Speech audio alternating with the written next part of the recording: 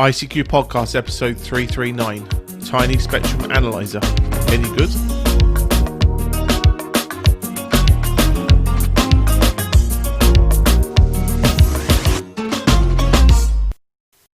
Well, hello friends of amateur radio. Welcome to this, our 339th episode of the ICQ Amateur Radio Podcast.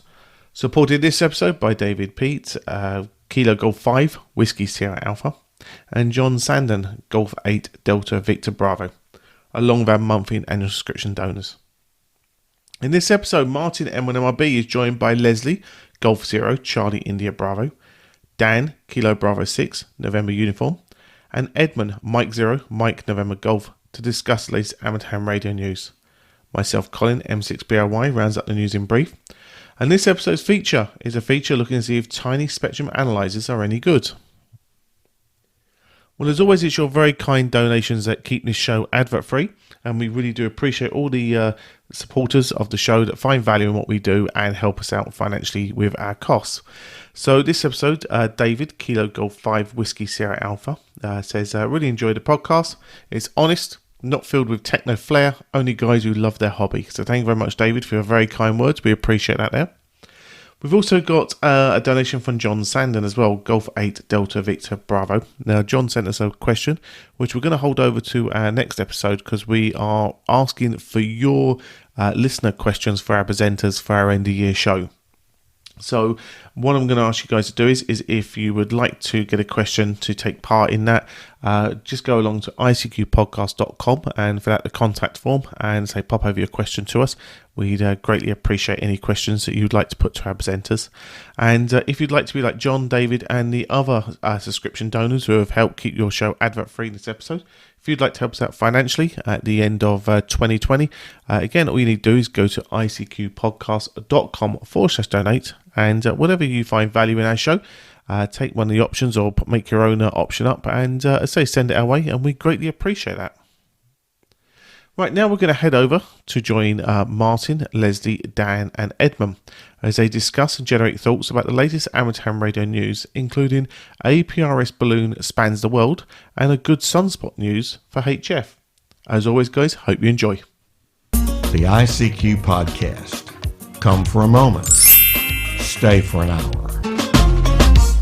Well, hi guys, welcome to episode 339 of the ICQ podcast, and tonight's roundtable for that episode. Tonight, I'm joined by Mr. Leslie Butterfield G0CIB. Hi, Leslie. Good evening, Martin. Thank you for inviting me on here. It's a pity we don't broadcast the outtakes. It really is. Well, there's a very good reason for that, Leslie. We took a decision years ago that if we did, people wouldn't come back because, or wouldn't take interviews with us because they think we were taking the mickey out of them. No.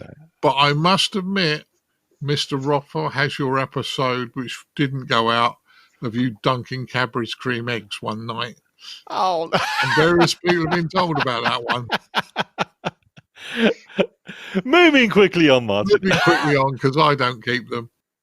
Also, if I move across the other side of the pond, I have Mr. Dan Romanchik, KB6NU. Hi, Dan. Hi, guys.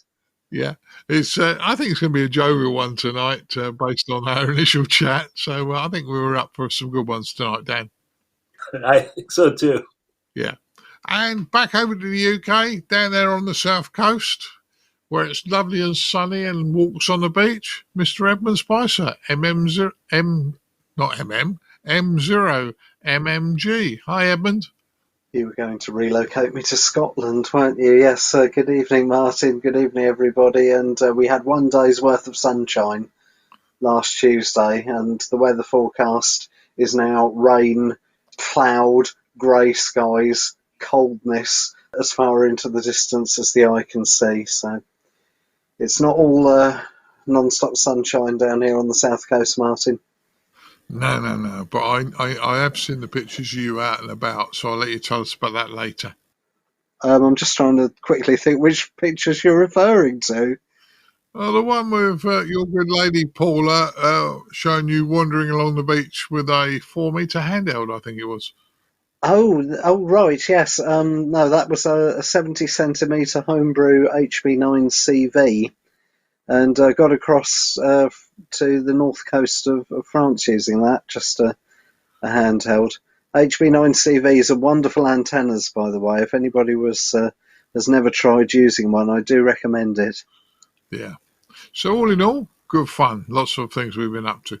Right, let's start. The Pella Amateur Radio Club APRS balloon has just spanned the globe.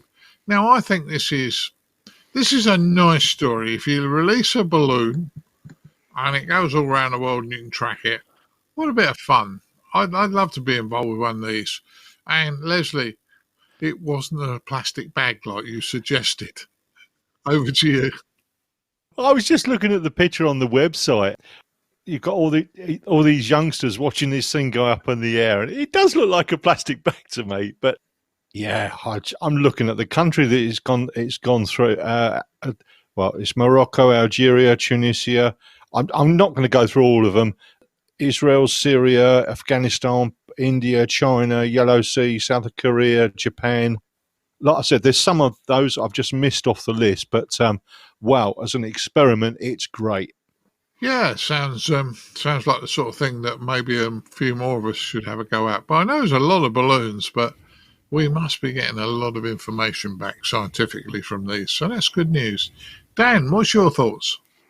Well, what I like about this is something that I always talk about when I talk about ham radio is it's more than just about electronics and radio. It's about geography in the world. And I would imagine anyway that these kids have learned an awful lot about all these different countries as a result of this balloon flight. I would agree with you totally. Our hobby, as I say, is massive and spin-offs into all sorts of areas. And I'll be honest with you, I wasn't that interested in geography when I was at school, but I've learned quite a bit about geography in other parts of the world just purely being in this hobby. So, yeah, I agree with you, Dan. Edmund, what's your thoughts on the old balloon going around the world? It's certainly a good way to interest youngsters in geography. When I reached year 9 at school, I had a straight choice between studying history or geography. I couldn't do both, even if I'd wanted to, so I ended up choosing history. Had I known at the time that I was going to turn into a radio amateur some years later, I would have chosen the geography route. And if I'd actually been an amateur radio person at the time, I would have chosen geography as well. So this is a really fantastic achievement, and there is a video on the school's website that's well worth a watch. It's only about 10 minutes long, and Leslie is absolutely spot on. The balloon does indeed look like one of those transparent plastic bags that used to get given away for free in certain supermarkets in the UK. And the even more impressive thing is that they've tracked it using APRS. If you go to the link to the APRS website, you can see exactly where it went, or you can see part of where it went, because the downlink, I assume from the transmitter, would be on 144.39, which is the APRS frequency in the US and many other parts of the world. But in Europe and other places as well, perhaps it's on 144.800. So I'm guessing this thing probably floated over top of Europe at some stage if it's gone all the way around the world, but that doesn't show up on the APRS map because all the iGates, Digipeters, etc. that may have heard it were listening on the wrong quote-unquote frequency, which is a bit of a shame. If that was a worldwide frequency, 144.39, then we might have got a nice track on the APRS website showing literally a line going all the way around the world, whereas if you look on the website there's actually quite large swathes missing from the plot, but they do say that it's gone all the way around the world, so that's rather impressive, isn't it, Martin? Back to you. It certainly is. And, while you were saying, I was just thinking maybe us amateurs, maybe if we got a spare receiver and ability to connect it to the internet, maybe it might just be worth receiving the US APRS frequency, because you don't have to transmit it. If you received it and pushed it back to their logging system, they would be seen and tracked throughout Europe as well. So that's another thing. Yeah, indeed, because the only other thing that you're likely to hear on that frequency in Europe is microwave talkback. That used to be on 144.175 in the UK, but then FT8 happened very close by on the dial, so they shifted up the other end. And I've never done microwaves or needed to do talkback, but I'm pretty sure that these days in the UK and possibly France and other places as well, they use 144.39 for that. But realistically, how often are you ever going to receive microwave talkback on 2 meters in any given location? So yes, absolutely. If we know that there are balloons up there that might be coming over in Europe, then it may well be worth diverting your APRS receive away from the usual frequency and listening on 144.39. Yeah, I'll give you that. So all in all, congratulations to the boys. That was a great thing, and it's still up there, I believe, so it's got further to go. Right, moving on to our next news story, and Dan raised this with us some time ago, about 6 weeks ago. There was a problem with the Arecibo Dish, and unfortunately in Puerto Rico, and unfortunately it's now going to be decommissioned because a bit more of it collapsed and broke. Dan, this is a horrible news story for science, isn't it? Oh yeah, it's really a shame because this was the biggest radio telescope for a long time, and it was still being used for a lot of research. Yeah, it certainly was. And I can't remember which James Bond film it was, but they actually filmed there, didn't they? Part of a James Bond film once. Yeah. They showed them running along the track there and everything. So if you haven't seen it, you might want to check out a James Bond movie. I can't remember which one it was. I think it was one of Pierce Brosnan's ones. But, or a very early Daniel Craig, but James Bond. But, yeah. Edmund, what's your thoughts? Well, it's terribly sad, isn't it? The first rope snapped in wrist from memory. The second one somewhere in November, and then at the very end of November or the 1st of December, I can't remember which, the news came through that there had been yet another failure, and I think the whole thing has now pretty much collapsed. So if there was any idea of saving it or restoring it, I think that's now gone completely out the window, as I understand it. So terribly, terribly sad, and I just hope that something can be built somewhere that will take over the reins. But beyond that, Martin, I just don't know what to say. Well, what can you say? Back to you. Yeah, true.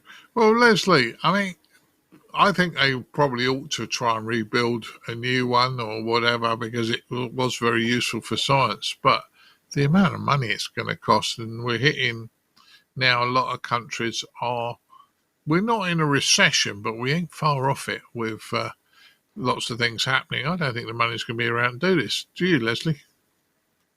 Honestly, Martin, no. I think it will be a case of, with what's been occurring, everything's got to sort of tighten its belts for a couple of years. It is a shame, and I agree with everything that's being said. Once it started to go, you think, oh, could it be saved? And then when the other damage occurred, you just go, no. It's a shame, and I think it's going to be a while before they get anything of the same caliber up and running again, and it really depends upon political will and money, unfortunately. Yeah, certainly does. But that's a sad day for science, because it was a great telescope.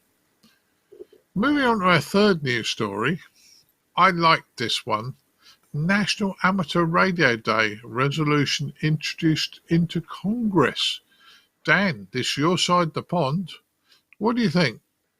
Well, as you pointed out, this was suggested by a 12-year-old ham, N7KCB, and I think that's a great lesson, not only in ham radio, but in sort of civic involvement. So I'd like to see this happen. I really like to see this happen. Yeah, I would too, and I think it'd be great for amateur radio. I'm hoping it's take your ham radio to work, because that'd be even finer. Well, I'll do that anyway, unofficially, but that's another story. But I think it'd be great. Edmund, what's your thoughts? Well, this young gentleman's rather putting me in the shade. According to his QRZ.com page, he published a book when he was aged 10. He got his technician license in 2019, aged 11. In 2020, he passed the general. He's going to go for the extra in 2021, learn CW and set up a radio club in the future. On top of that, he's already set up a website and he's put forward this proposition. I'm casting my mind back to when I was 12 years old, and apart from going to school Monday to Friday and studying quite hard, I don't really think I was doing anything worthy of note at all. So for him to have done all that, age just 12, is, well, as I say, it's making me feel slightly inadequate here, but all power to his elbow, well done to him. And I hope that whatever he's ultimately aiming for is successful.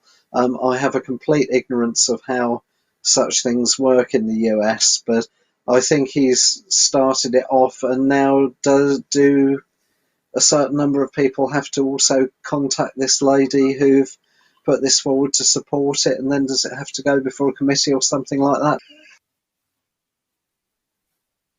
So what the U.S. amateurs will have to do is contact their own representatives and get them to co-sponsor this bill, or show support in some way to do that.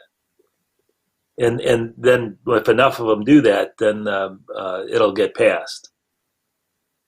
Well, let's hope enough do it, Dan, because I think it's a good thing. Leslie, what's your thoughts? Honestly, do you really want to know my thoughts on this one, Martin? Well, I wouldn't have asked if I didn't want to. Show me the child and I'll show you the man. Yeah, this is a really good story. And if young Raymond can do this at this age, imagine what it's like in 20 years' time. This is a doer. This is somebody who makes things happen. Hats off. This is what our representatives are for, and it doesn't really matter which country we are in. They're representatives. They're there to be put ideas to, and you can be any age. It doesn't matter. Yeah, good on Raymond. Good on you. Hats off to you. Yeah, well, I agree with you. And who knows?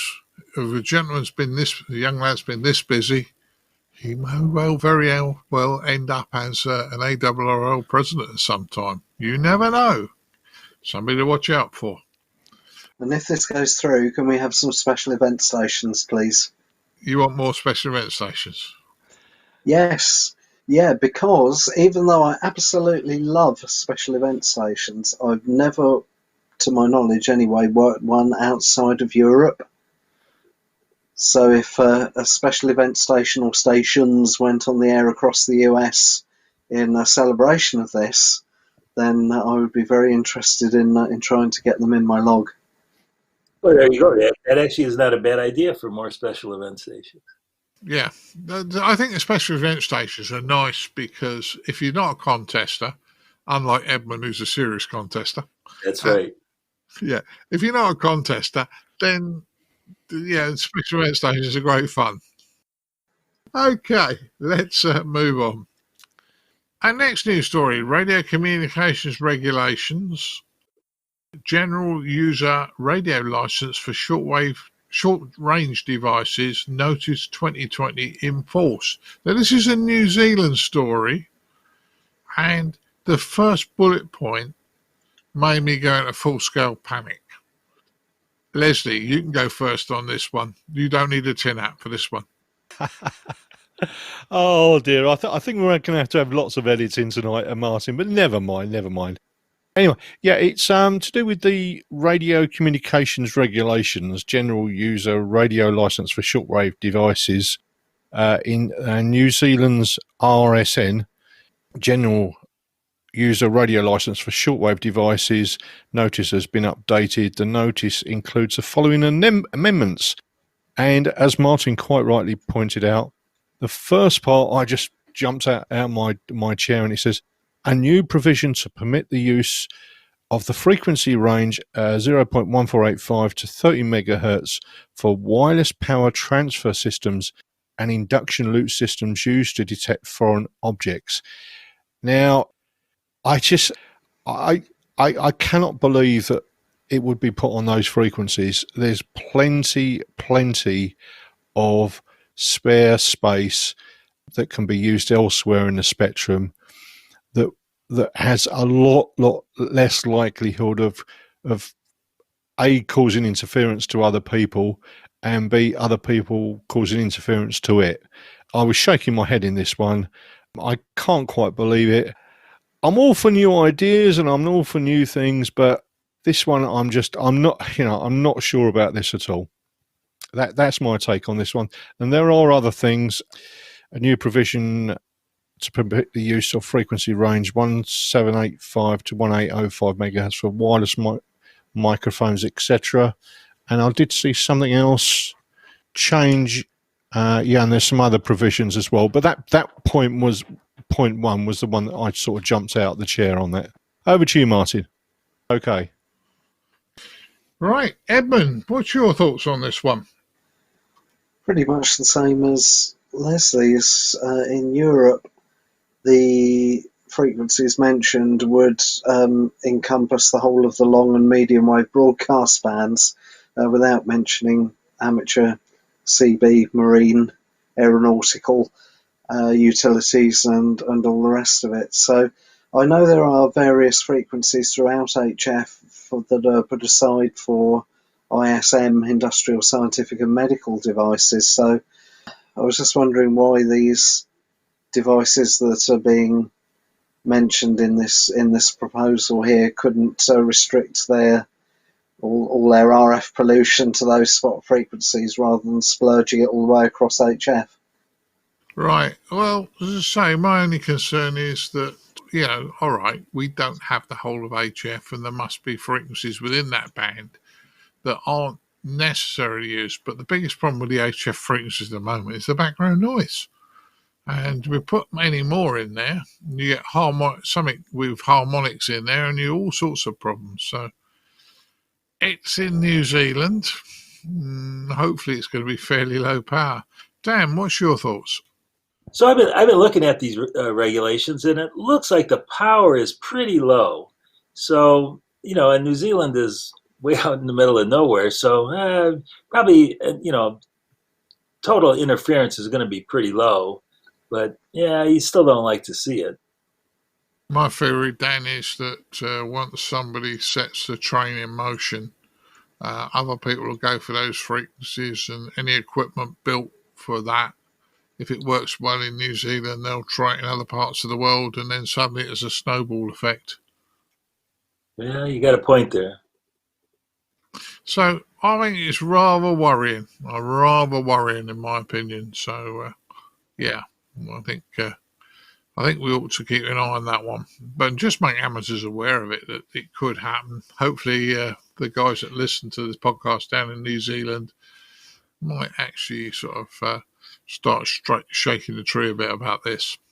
Could I sort of make another point on this, Martin? Of course you can, Leslie. Yeah, it's when people, when radio amateurs do get interference issues, I would urge them to actually make a formal complaint, because I had one that crossed my desk a couple of days ago, and the actual number of complaints was actually minuscule, because there wasn't the official, people weren't making the complaints into the regulatory body, and it was as simple as that.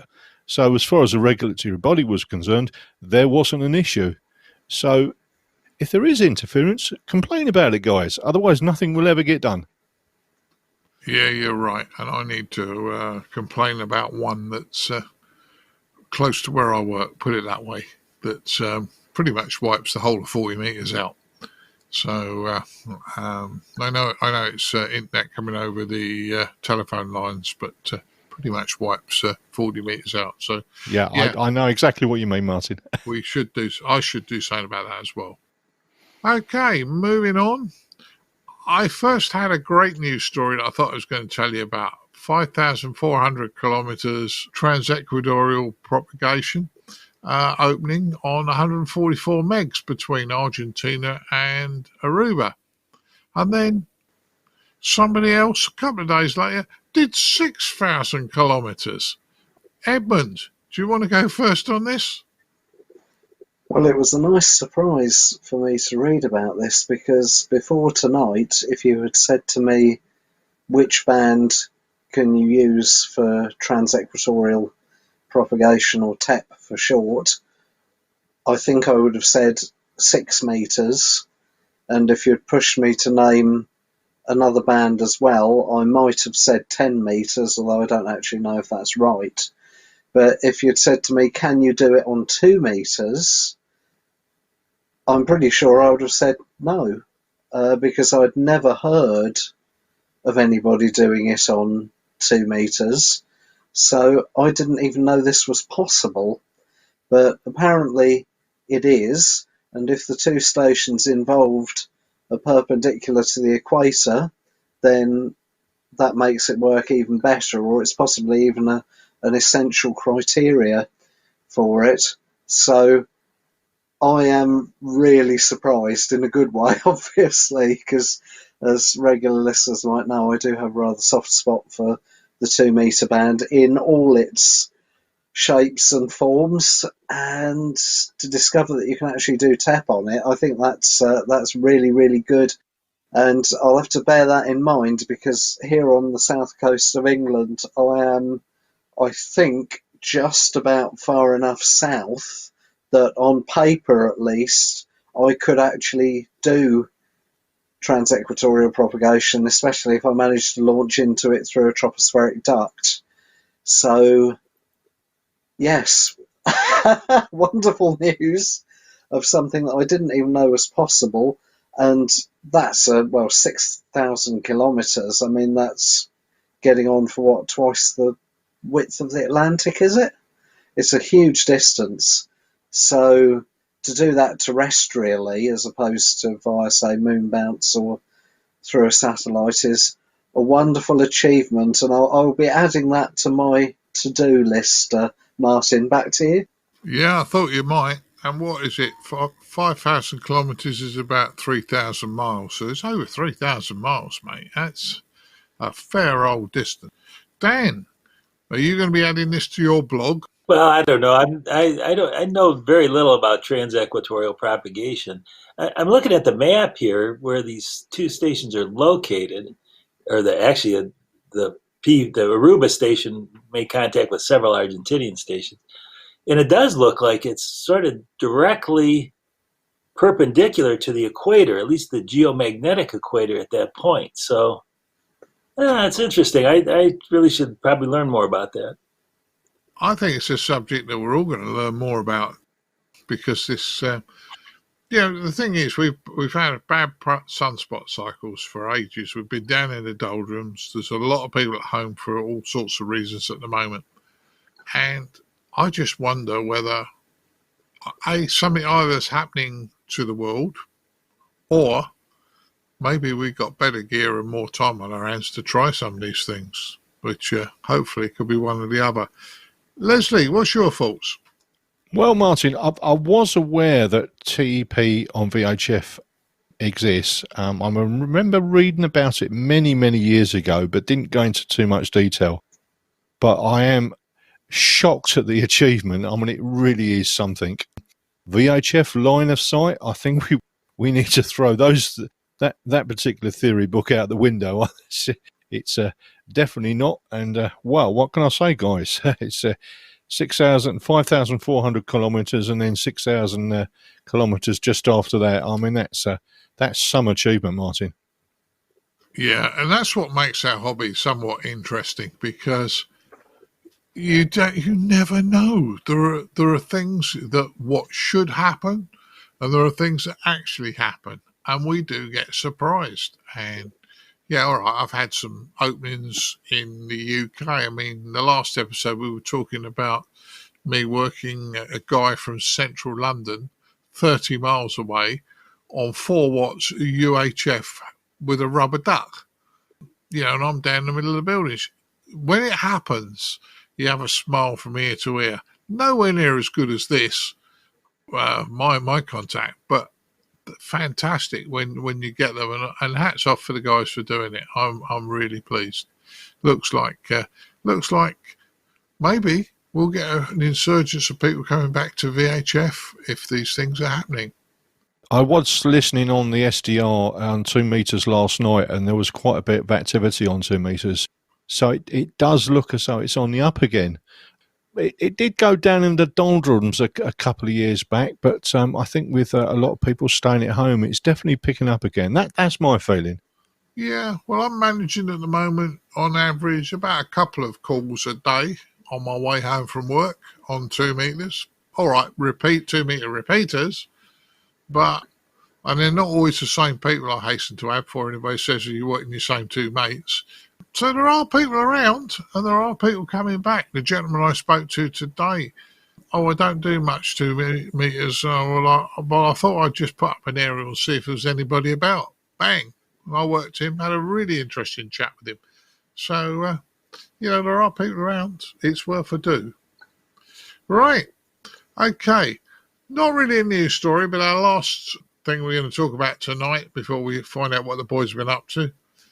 I think, and Dan raised this with us, the HF bands, Sunspot 25, looks like it's good news for us. The HF bands do really seem to be waking up, don't they, Dan? Oh, yeah.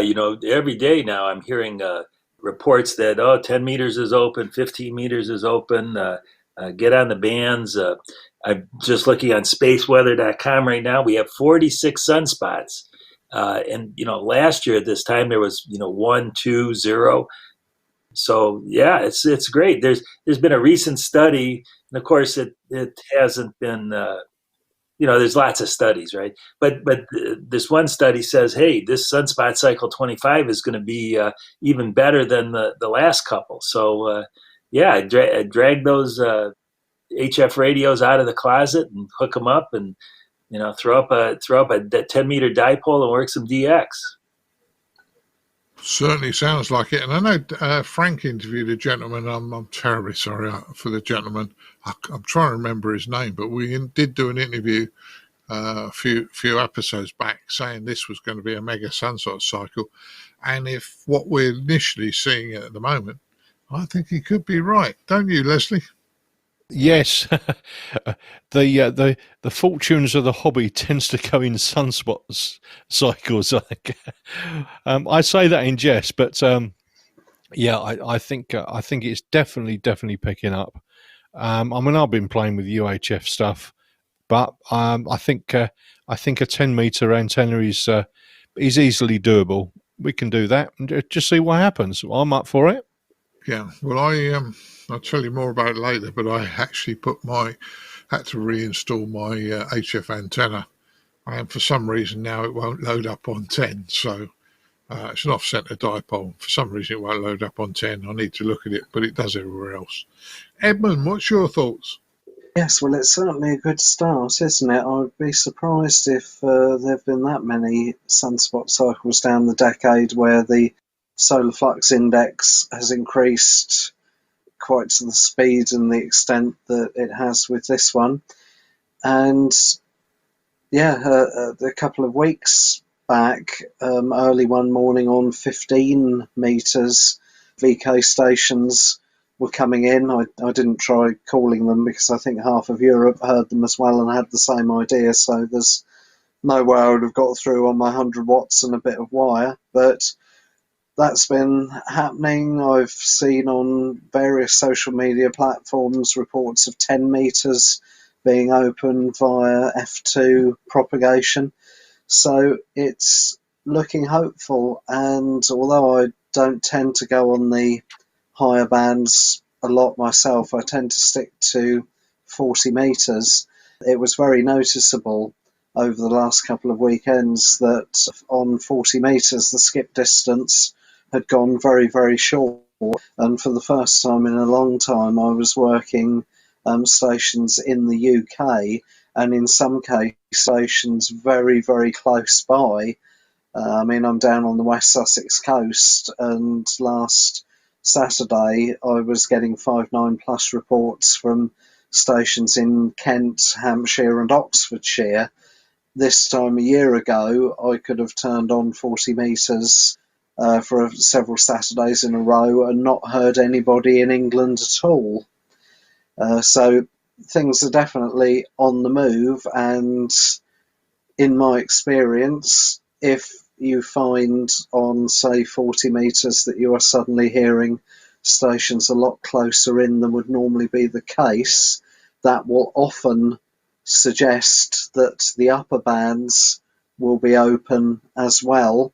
And indeed, they are, and they were. And last weekend was CQ Worldwide CW Contest, which I didn't take part in, but I did have a listen on all the HF bands down the CW end, and to say they were alive would be an understatement, really. So yes, long may it continue, and I hope this isn't just a flash in the pan at the beginning of the cycle 25 for it to then fizzle out and go back to the low sunspot numbers as of before. But I'm quietly optimistic. Back to you, Martin. Yeah, well, as you say, it was busy because Chris Howard sent me a picture, and he also published it up on Facebook, of a waterfall on his SDR play of the 40 metre band. And I don't think you could have got a gnat swing between all the CW operators that were on. It was just solid. The bottom end of the band was just one mass of people on. So, yeah, it was very good. Right, well, that then concludes our quick run through some news stories. Hopefully they were interesting to everybody. Now I'm going to find out what the boys have been up to and see if I can match some of what they've done. So, Leslie, what have you been up to since I last spoke to you? Yes, Martin, apart from trying to stay out of trouble, I gave a Zoom talk to the Bedford Amateur Radio Club on how to do an RF assessment. As you probably know, it's been one of the little pet subjects of mine I've been working on. And that went down very well. So I have to say, thank you, Henry, for inviting me along to the club, via Zoom, of course. And I think it went down very, very well indeed. There were some questions, some very good questions. But I think I'm just sort of trying to, how can I say, get this subject and how to approach the problem and solve it. And that's what I'm trying to do, Martin. And it was good. So I think there's probably a couple more of those in the pipeline. I've also done one for the Essex hams as well, but that's not been published yet. That's not public yet, but it will be very shortly. Was the first talk recorded? It was recorded last week, and it's in the process of being edited. Oh, okay. Yeah, well, I'm sure it'll be available soon. And Leslie, send us all the link when you get it, will you? I certainly will do, Martin. That's a good one. Right, Dan, have you been a busy boy? I know you have, because I see one of your videos. Man, I'm always busy. My latest thing is a group of us are trying to organize a sort of what we're calling New Ham training program. And the idea behind this is, we're all teaching classes, and that's great. But what happens after people get their licenses? We kind of drop the ball after that. And there are a couple of clubs that are doing, this kind of training afterwards, and they're doing a pretty good job. But of course, they're kind of limited. They're limited to their local area.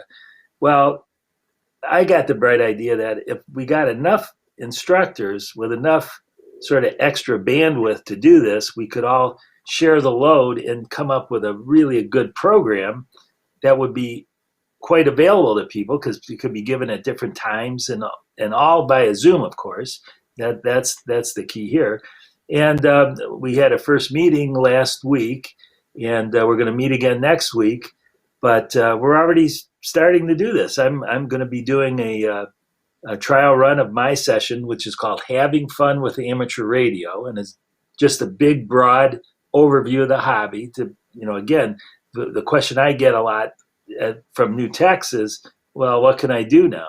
And so that's what this whole session is going to be about, telling them all about all the different things they can do. And I'm going to have a trial run on this Friday, and then next Monday.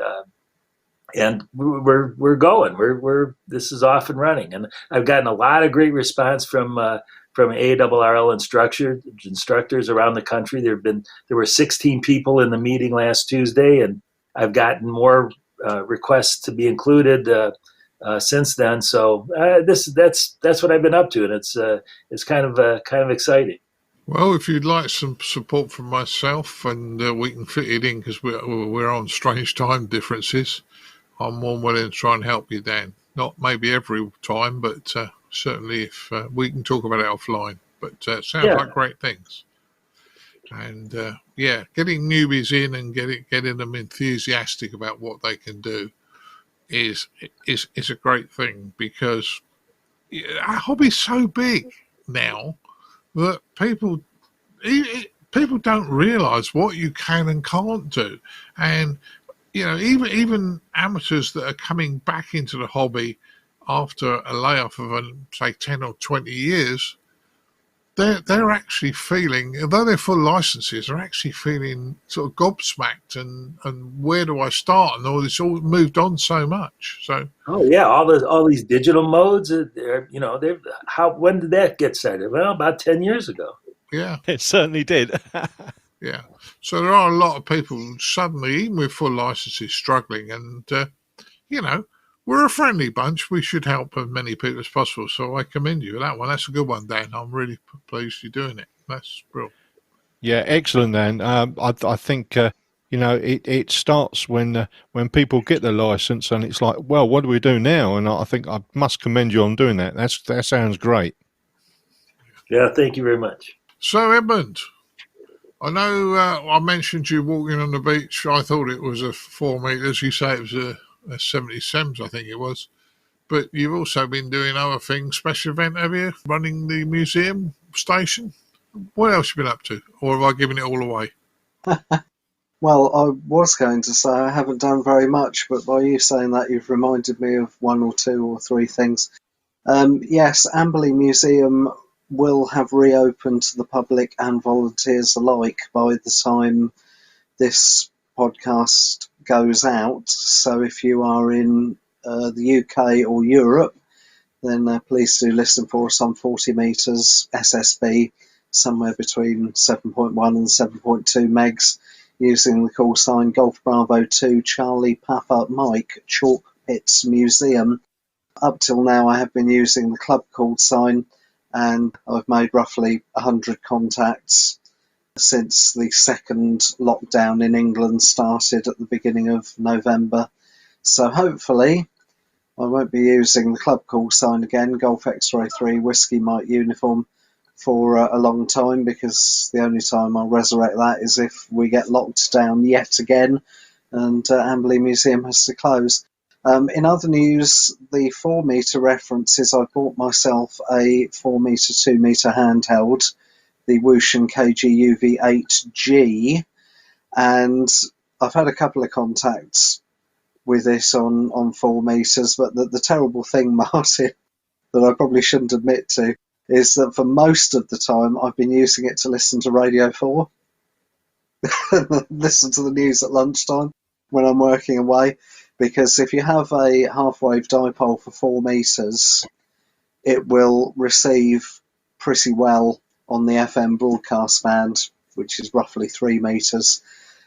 So it works pretty good as an FM radio receiver. So instead of calling CQ on 70.450, I've just been listening to the news on Radio 4.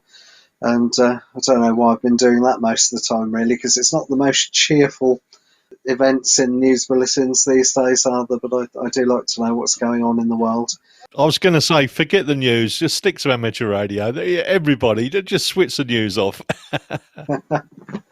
Well, I had a good laugh last Monday evening because I used it to listen to the first episode of in the new series of I'm Sorry I Haven't a Clue, which is the last episode to feature the late Tim Brooke-Taylor. So a very fine use for practically any handheld, that. And last but not least, there was a tropospheric duct came along a few days back. In my particular location down here on the West Sussex coast, there hasn't been one of those for a while. There have been others sort of up the North Sea and around East Anglia, but we haven't had a good one down here for a while. But here's the thing. Normally, if you have a nice tropospheric duct, it will work on 2 meters and 70 centimeters.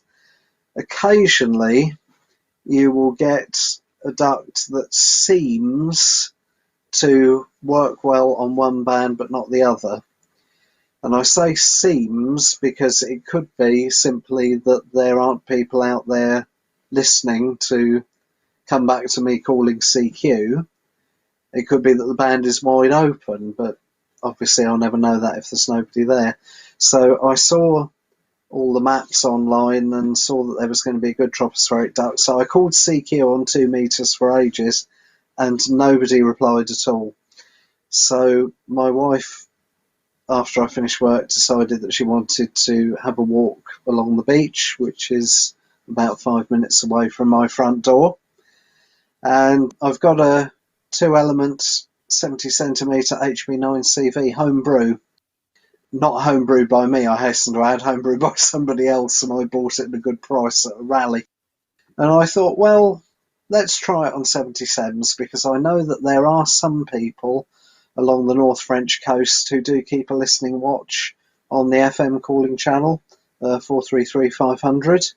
So went and stood down by the water's edge, pointed the antenna out to sea. I mean, it's so small I can hold it easily in my hand. And as a result of that, I ended up with 3 random contacts on 77's FM simplex, whereas I called and called and called from home on 2 meters running much higher power and ended up with nothing at all. So the moral of that one is I know that me and some other people do tend to advocate rather a lot calling CQ on 2 meters and using that band, but if nothing seems to be happening for you, don't completely rule out trying it on 77s. You might get somewhere. But apart from that, Martin, I've done absolutely nothing at all. Back to you. All right. Well, that's a fair bit. That's a fair bit. No, as I say, I've been up to quite a few things, boys. Not getting half the things done, and there's loads of people. If I've promised to do things for you and I haven't, I'm finding it politely not getting as much done at the weekend as I'd like. But hey, let's say what I've been up to. Well, a few months back, or a year or so, I bought a bag full of capacitors, little disc ceramics, and there must be at least 3 big handfuls were thrown in this bag, all mixed values, for £2. Really good value if you know what the values are. But it was a total gamble, and quite honestly, nobody wants to sit there and sort out something like about 2,000 capacitors into their correct values. I'm not particularly busy at work, so I sat at the desk and sorted them out one afternoon and went through it, did all the bits and pieces, and I've now got them into values, some of which are going to be very, very useful, and quite a few that I don't ever see me using, but hey hum, now they're sorted, they're far more valuable than they were as a big lump. So that was good fun.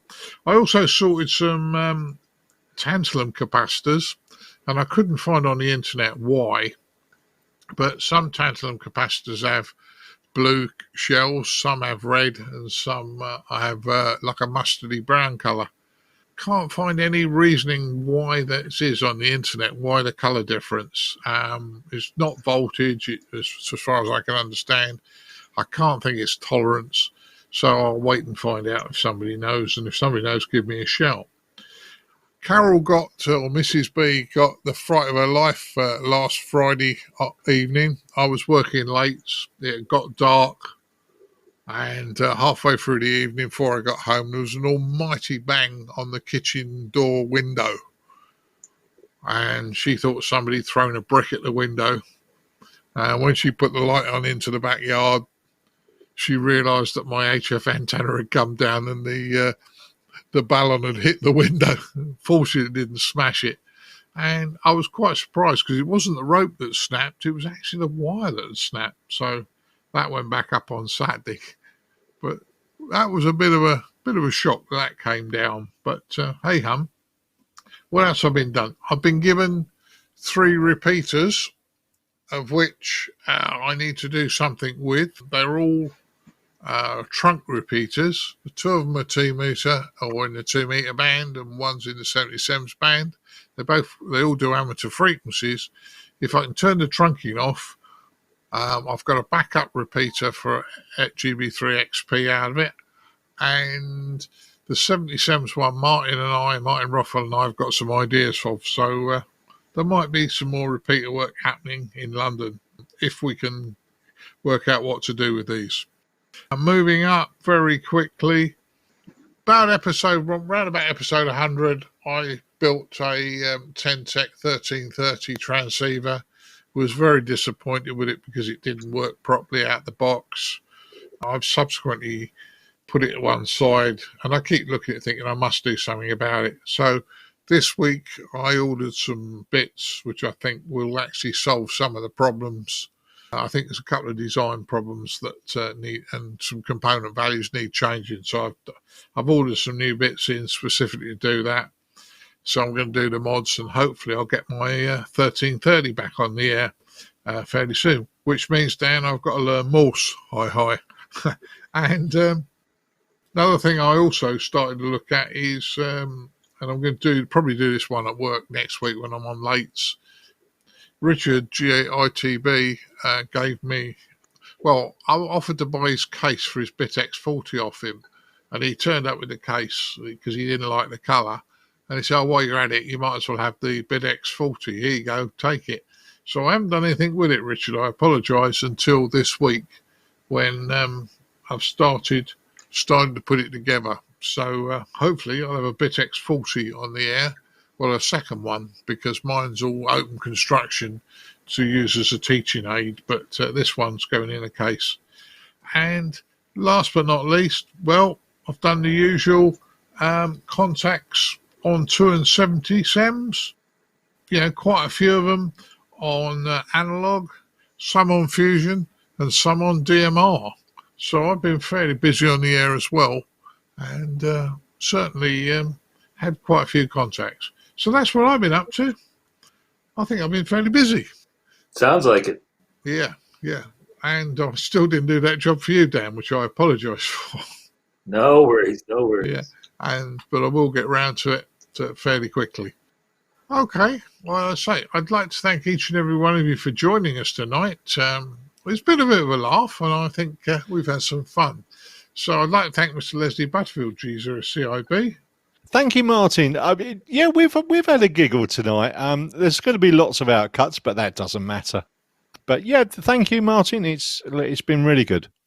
Yeah. Well, if this was real tape, there'll be a lot of cutting on the floor. But fortunately, it's digital, Leslie, so it won't be too bad. Oh dear. I'd like to thank Mr.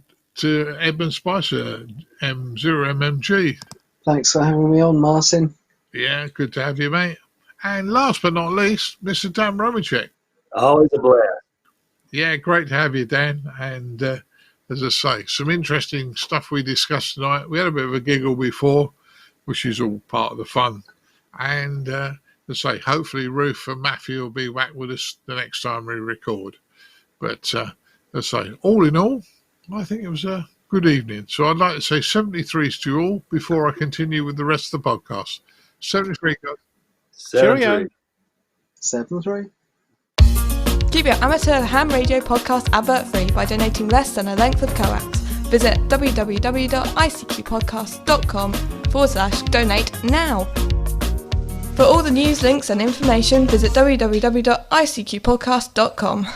And now it's time to have a look at the news in brief from me, Colin M6BOY. We start off with news here about updates from the very successful RSGB Get on the Air for Christmas campaign that's currently ongoing. Roy Bailey, Golf Zero Victor Foxtrot Sierra, who's a member of the Trowbridge and District Amateur Radio Club, won the lockdown category in the RSGB's annual construction competition. And what he's decided to do is he's donating his beautifully engineered virus Prefix bug CW key to raise money for the NHS charities together. Roy says he chose to engrave the following encryption on the key to give a link, like a time capsule, so that it has been an extraordinary and challenging time in history for us all, but most profoundly for the NHS, which is obviously stands for National Health Service for those who's not in the UK. He hopes the auction will reflect well on the hobby of amateur radio, and at the time of international crisis, the amateur radio community will once again respond by giving the auction its full support. You can get involved in this auction by visiting www.rsgb.org/GOTA4C or follow the link on the ICQ podcast website. Along with this, the Amateur Radio Newsline team have issued their International Newsmaker of the Year award for the Get on the Air to Care campaign, as they supporting the actions of the RSGB at this time. So certainly lots to praise the RSGB for, and their Get on the Air to Care campaign, and this will be running throughout December into the holiday season, etc., to make sure, say, the fact not only is it about promoting what the NHS staff are doing, but also to work on mental health and loneliness, etc. as well, and certainly keeping an eye out for maybe those of us in our hobby that are vulnerable or in our communities that are vulnerable too. So say certainly check out those links and find out how you can get involved. News now from the Netherlands, where the Dutch regulator are imposing higher annual charges on amateur radio operators and exam fees, and including as well is an increase for repeaters, which have been hit with higher fees due to illegal users. So it looks like across the board here, taking into account looking at various bits here, there are rises of between about €3 to €5 for different registration fees that are required, as I say, to get things from there. Some of the biggest tariffs though are for repeater stations and beacon licenses, where there are combinations of charge increases from exemptions to €79 and another increase which is nearly €16. So say it's quite interesting that say they're raising some prices there. We'll put all the information on the ICQ podcast website and you can check that out from there. Now, I'm sure there'll be many amateurs still working on getting their Callsigns in 2020, and maybe even looking into sign up for courses for 2021. And in the UK, Ofcom are allowing people who pass the amateur radio full exam to select a call sign from the old G and M call blocks. And this means the fact that there potentially be new full licensees picking up call signs starting with G3, G4, G5 and M5. So basically, as always, you take your exam with remote, say, marking, and so once it's done, you pay your £20 and to register this, and say basically you can get a call suffix with letters that are meaningful to the person. Now, we've had a question come in from a listener to ask us our opinion on this, and we'll be discussing the benefits and disadvantages of this opportunity in our next episode number 340 in a fortnight's time. You can send in your thoughts about this or any other question you'd like to pose to the presenters for our end of year show by visiting icqpodcast.com, click on the contact us section and let us know your questions or your thoughts and theories from there. Right, well now we're going to head over to our feature this episode, which is a feature on the Tiny Spectrum Analyser. And are they any good? Hope you enjoy.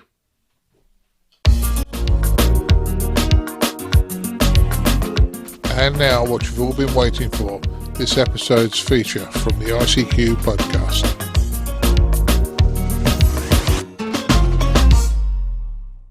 Hi guys, for this episode I wanted to talk about something I purchased recently, and I think you've heard Frank and I talking about these a few times on the podcast.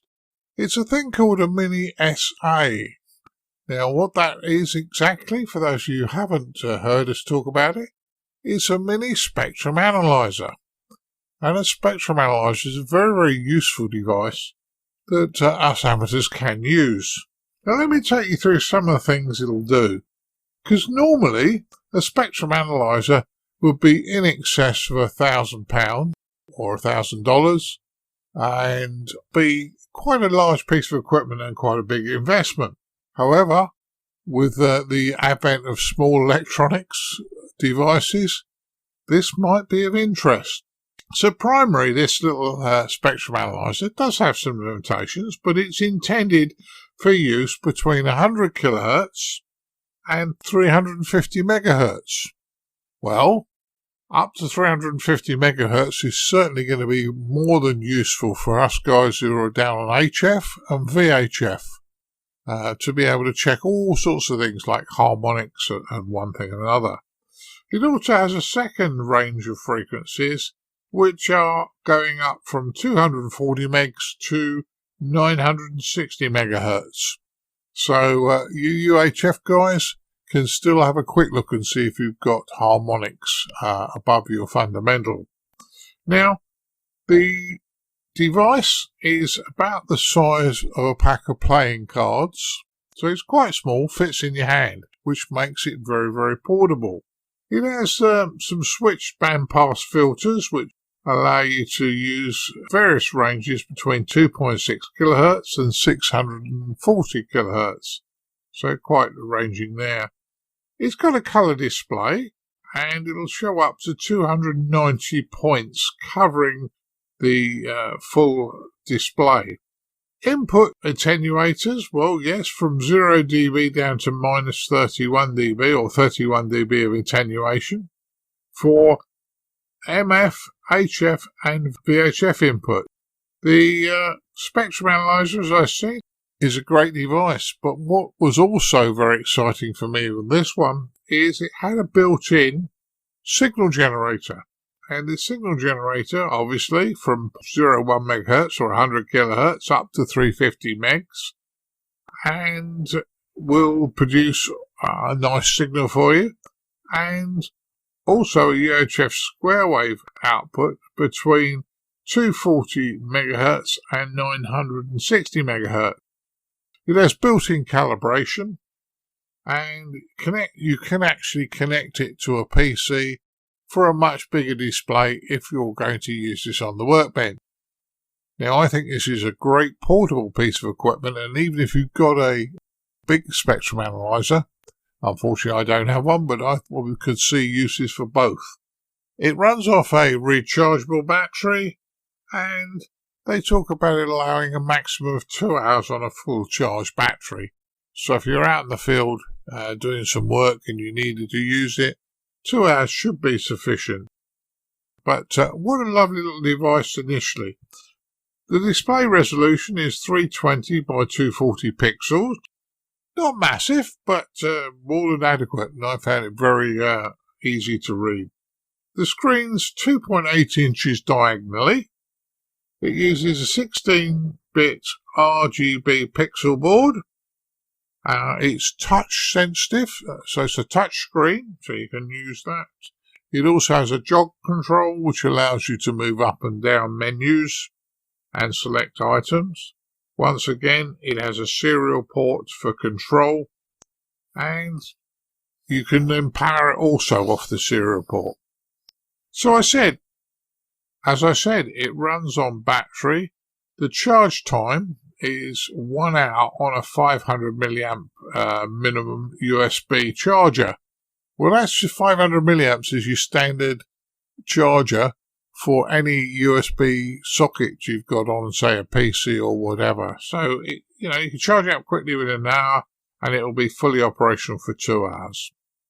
What do you get in the box? Well, the TinySA itself, you get a USB charge cum data cable, you get 2 SMA leads, an SMA coupler, and a telescopic antenna. Now, why would you want a telescopic antenna? Well, it's great when you're tracking things down, but equally, you can put the telescopic antenna on the output lead and then use the generator, and you don't then have to have a physical connection for the device that you're testing. because it should be able to pick up the signal from the radiating off the telescopic aerial. So what uses are that? If you've never had one, what uses and what would you put it to? Well, looking for harmonics is the obvious one. We all know that if you transmit on a fundamental frequency, if your PA is not particularly linear, and even if it is sometimes, you get harmonics. And that's why we have low-pass filters on the outputs of our transmitters, so that we reduce the harmonics significantly so that we don't cause interference. It could be used for doing alignment. I've seen spectrum analyzers used for alignment of radios and IF stages, so that's another option you could use it for. You could use it for setting up filters. You've just made a filter. Does it work? How are you going to test it? A useful device for doing that. Also for setting up and checking duplexers. For those of you who may or may not wish to get into, say, repeaters, or you want to run two devices into one aerial, for argument's sake, you might have a duplexer, and you might want to set that duplexer up and know that only the certain frequencies are going through it. You could use it for tracking down interference, and that's where the telescopic aerial will come in quite well. Because if you've got interference, you don't necessarily know 100% what frequencies, and it could be quite wide band. So, quite useful for tracking down interference, and as you're moving around, you can look on the display and see the signal drop or get larger, depending on whether you're getting closer or further away. It's also useful for finding what your transmit frequency is. Now, supposing you have a works radio that you want to know what frequency the works radios are using. Holding this near with the telescopic aerial, you should be able to see what frequency they're transmitting on. Now that then gives you a clue. If they've got a repeater, it's a bit more difficult, but it works out what frequency you're transmitting on. So that could be useful. And once again, the signal generator generates AM and FM signals as well across the frequency range. Now, you say, well, this device in actual fact costs about £50, or about between $50 and $60 for you guys in the States. So it's such a budget price that you think, well, there's probably no support. Well, there's user support for this on GitHub, where the software gets put there. There's also an internet group, a mailing list that you can actually join if you wish to get more information. The website is phenomenal on what it's got up there. There's lots of bits and pieces up there on how to use it, how to make all sorts of measurements for its best. But, once again, I would suggest you look at that maybe before you purchase it. Now, buying a TinySA. This was on their website, and I thought it was quite interesting. The devices are obviously manufactured outside of the UK or US, and there they say now, as of the 15th of November, the first bad clones appeared in China. Now, that's all reading straight from their website. If you buy from one of the following sellers, you're sure to get a good product. And he lists half a dozen sellers. So I think it's worth a look. Now, the website, if you type in TinySA, that's all one word, tinysa.org/wiki/. There you will find links to download the software to run on a PC. You'll also find a link to take you off to the GitHub depository, where there are a number of Python scripts that you could technically run on a Linux machine. At the moment, I haven't had time to try that. I've used it only on the PC. But there is an option you could do things with Linux. So, is it worth it? Well, in fairness, for £50, I've had a lot of fun playing, a lot of fun looking at it. It arrived in a really nice little box, well packed, and it's certainly giving me the opportunity to play with a spectrum analyzer and get a feel for it without spending thousands of dollars or thousands of pounds and not sure what I'm getting. So in fairness, yes, it will have limitations. No, it won't do what the mega expensive HP or whoever or Rigel or Agent devices do, to name but a few. There are others available, but this is a very good start, and I'm certainly interested in using this far more in the future. I hope this was of interest. It's not really technical, but it's pointing you in the right direction and some of the things you can do with it. I hope that's been of interest to you.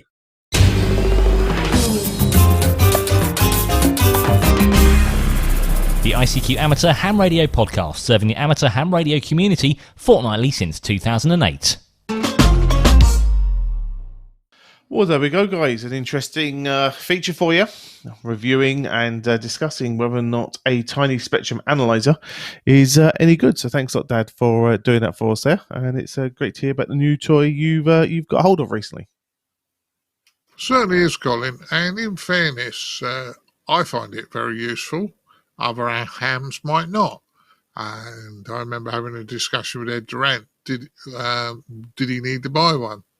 It really comes down to the individual amateur to decide whether or not they see value in it. I personally saw value in it. I personally bought one. If you don't, I'm not going to pick the fight with you. So there you go, Colin. Exactly. Well, how about this for a segue? Mentioning Ed Durant, he dropped us a note the other day to let us know that while he was out doing a SOTA activation, one of the chasers, Andy, Sierra Papa 9 November Lima India, sent his greetings and told Ed how much he enjoys the ICQ podcast and everything the team does for the show. So we'll give him a shout out, as they say, in the old radio terms, and note that to Andy's friends across Poland that enjoyed the show as well. So thanks a lot there, Andy, for letting Ed know about how much you enjoyed the show. We appreciate your feedback. So it's great to hear, Dad, that, as I say, we've got a nice little following in Poland. Yeah, that's good news. Well, it's good news that we have a nice little following pretty much all around the world. So that's a good one. And yeah, 339. That's a lot, Colin. We only signed up for 10. What did we do wrong? Hi. I think I caught you the day where I took away all your coffee and wouldn't let you have any more until you agreed to do more. I think that's what it was. So we've got some very important thank yous to do. Obviously, our donors this episode: David Pitt, Kilo Golf 5 Whiskey Sierra Alpha, and John Sandon Golf 8 Delta Victor Bravo. Thank you very much for setting up your subscription donations. They're really important. They help us continue to grow the show and pay our way, keep us out free, and it's a great way of you showing the value you get from the show. If you found, this show of use for yourself and you'd like to support us, best thing to do is go to www.icqpodcast.com/donate.